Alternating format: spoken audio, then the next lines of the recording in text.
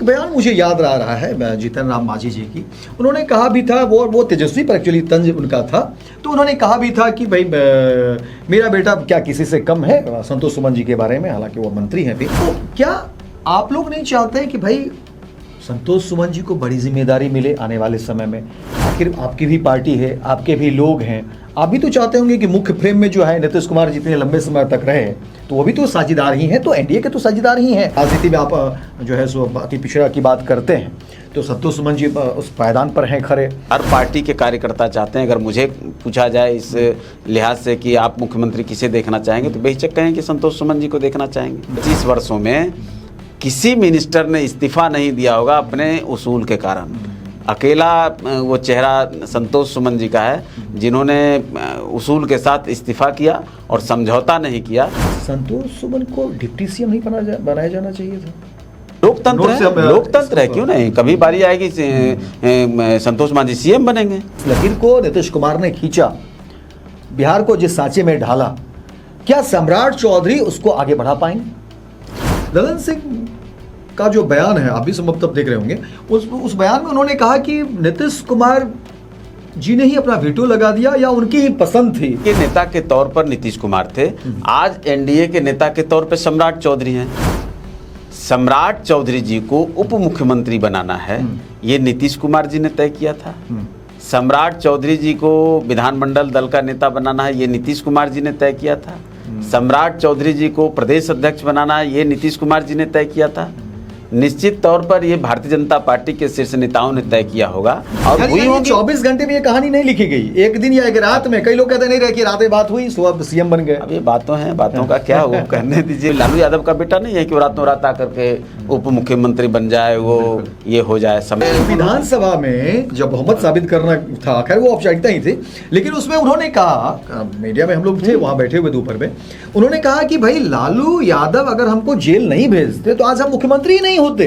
उन्होंने कहा कि भाई अभी भी हम 2 बजे रात में काम करते हैं, लेकिन फिर भी लगता है कि नहीं, जो वो काम करते थे नीतीश कुमार मुख्यमंत्री रहते हुए वो नहीं कर। दूसरी बात, सम्राट चौधरी ने ये कहा कि अमित जी राजनीति में कोई 1-2 दिन के लिए मैं नहीं हूं। आप समझिए कि लोग कहते हैं कि भाई 1 वर्ष 2 वर्ष 5 वर्ष, मैं लगभग 30 साल 35 साल से मैं राजनीति में हूं। यानी सम्राट चौधरी को एनडीए का पूरा समर्थन है। 100% है। कहीं कहा ना कि वो डिप्टी सीएम थे, लेकिन एक सीएम की तरह एक्ट कर रहे थे। जैसे एक सीएम चलाता है, सबके साथ मिलकर के चलता है, उस तरह से वो एक्ट कर रहे थे। नमस्कार, मैं हूं अमित सिंह और आप देख रहे हैं स्वराज पोस्ट।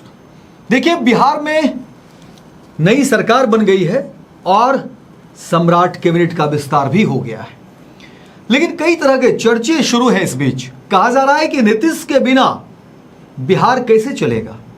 जो बिहार लगातार प्रगति के पथ पर था, अब क्या सम्राट के आने के बाद उसमें उसकी स्पीड बढ़ेगी, या फिर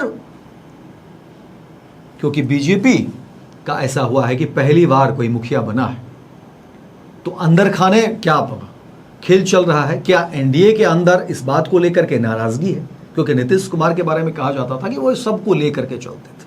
क्या सम्राट चौधरी में वो गुण है? क्या सम्राट चौधरी नीतीश कुमार की उस लकीर को आगे बढ़ा पाएंगे?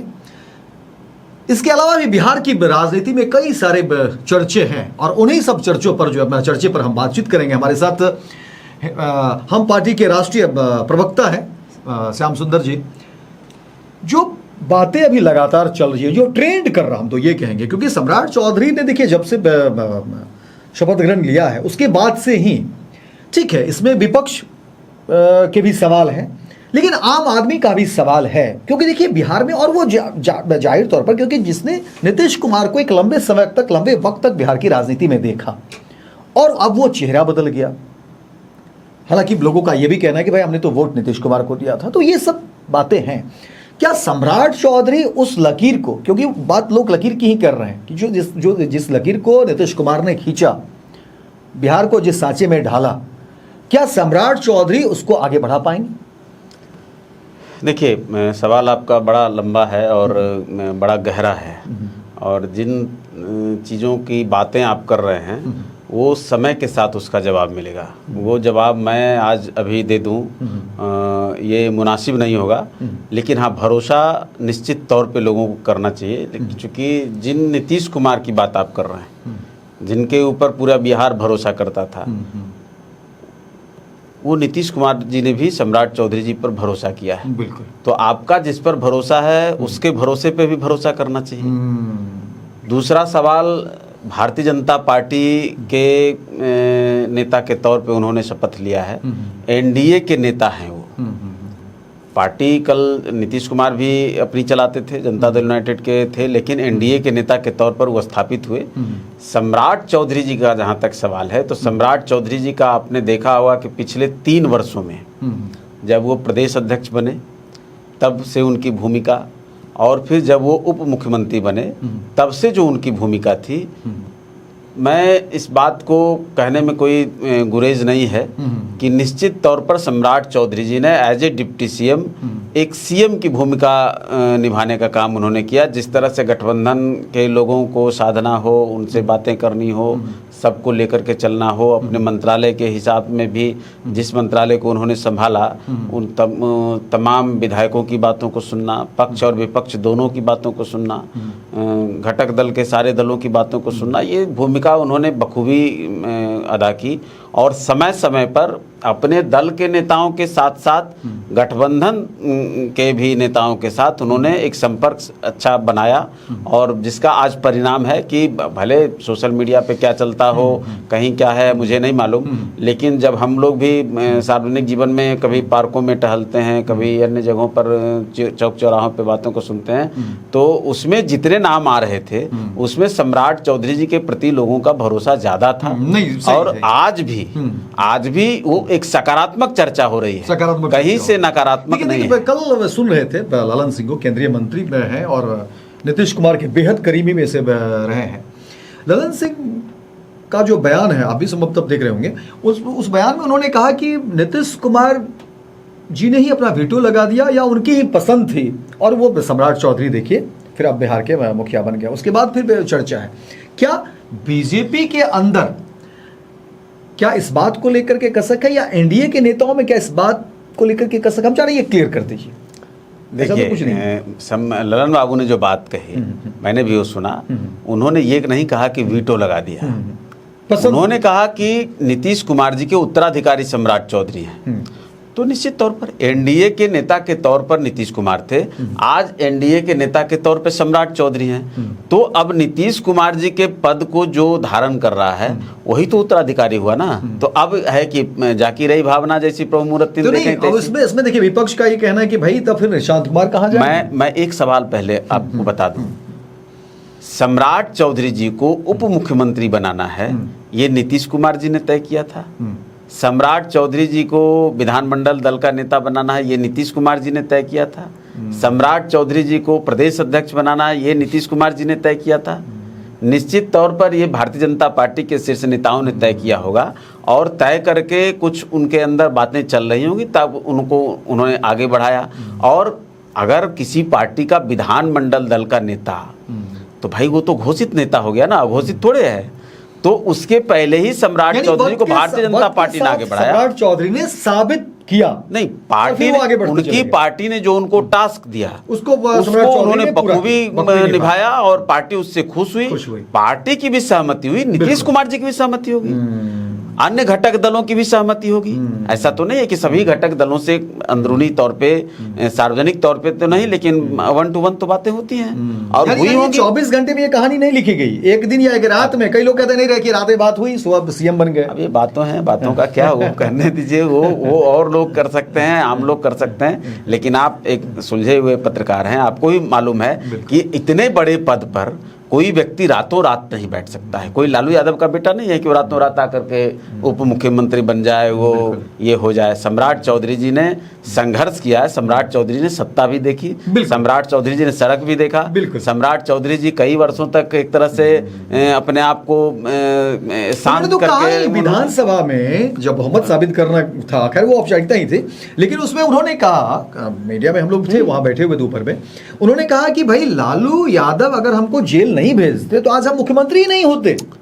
निश्चित तौर पर संघर्ष जिसने नहीं किया, देखिए नीतीश कुमार एक दिन में नीतीश कुमार नहीं बने, बिल्कुल। और कोई एक दिन में, मैं सम्राट चौधरी जी की बात इतनी ही आपको बता दूं, मैं किसी भी नेता का ये नहीं आलोचना नहीं है या तुलना नहीं है, लेकिन सम्राट चौधरी जी की एक खासियत जरूर है कि तमाम घटक दलों में कौन चेहरे क्या कर रहे हैं, किसकी क्या भूमिका है, ये नजर रहती है नहीं उसका। वो कभी कभी जब आप उनसे मुलाकातें हो तो आपको एहसास हो जाएगा कि सम्राट चौधरी जी की नजर मेरी तरफ भी है।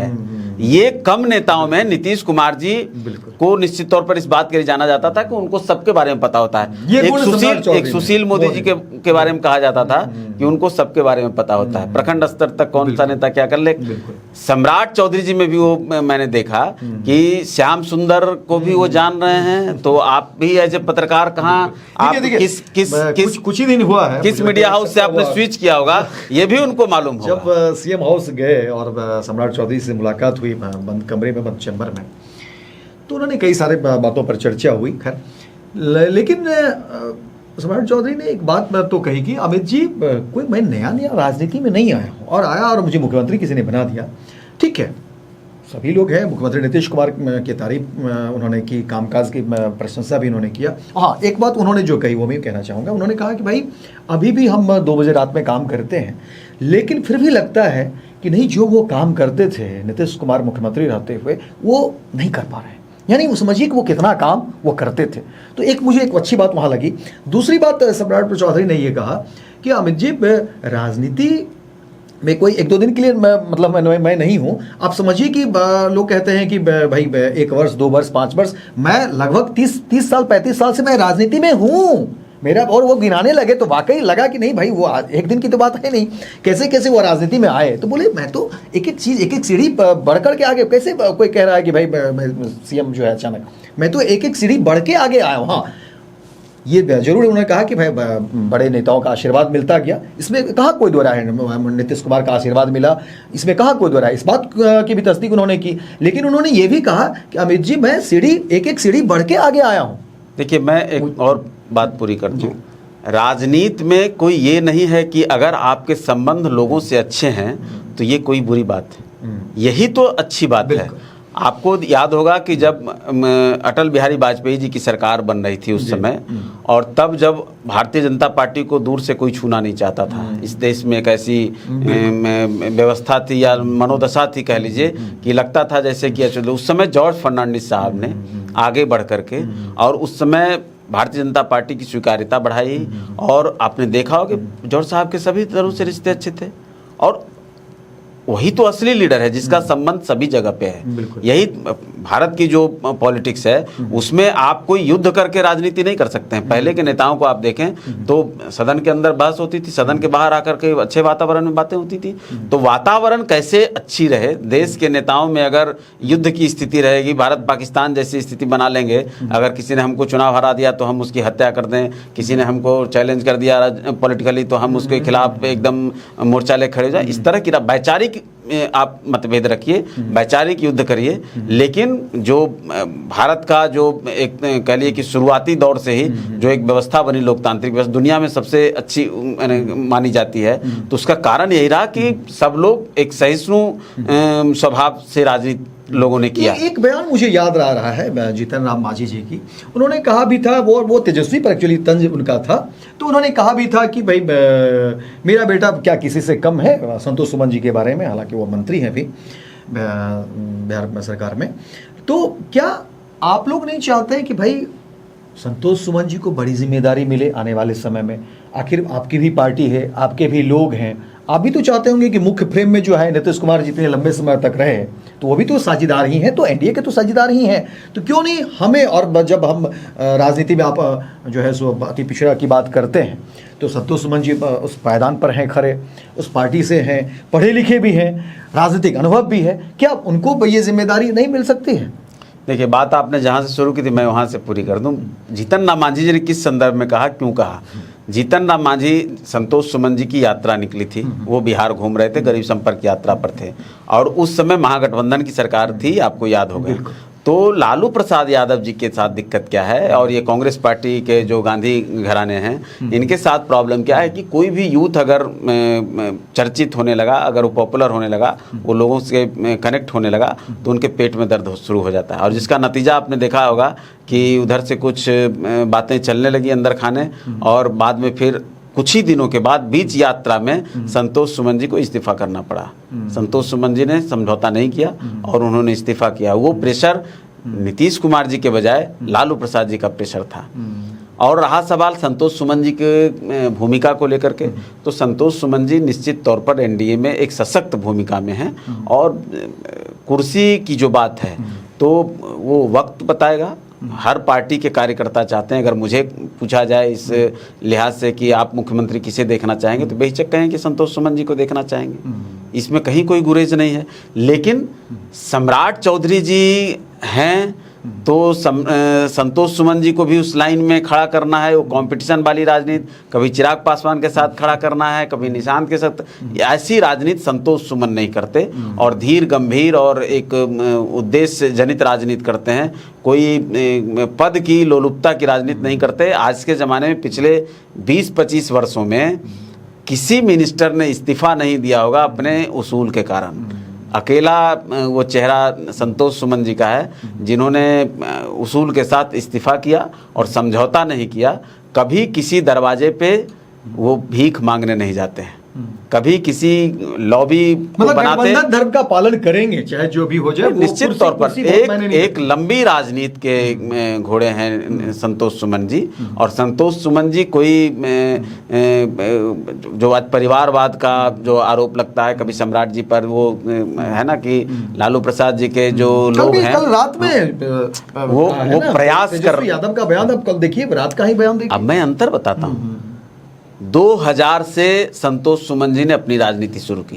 पिताजी उस समय राष्ट्रीय जनता दल में होंगे या किस पार्टी में थे, मुझे अभी पूरी तरह याद नहीं है। उस समय वो एबीवीपी के कार्यकर्ता के तौर पर भारतीय जनता पार्टी के एबीवीपी से जुड़े रहे थे, जुड़े और प्रमुखता से रहे, सक्रिय थे।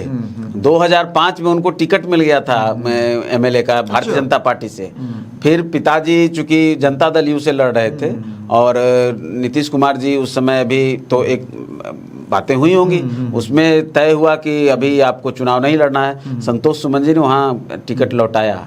संतोष सुमन जी 2009 में लोकसभा सांसद के टिकट के दौड़ में नंबर 1-2 रहे, नंबर 2 रह गए कि टिकट किन्हीं और को मिला।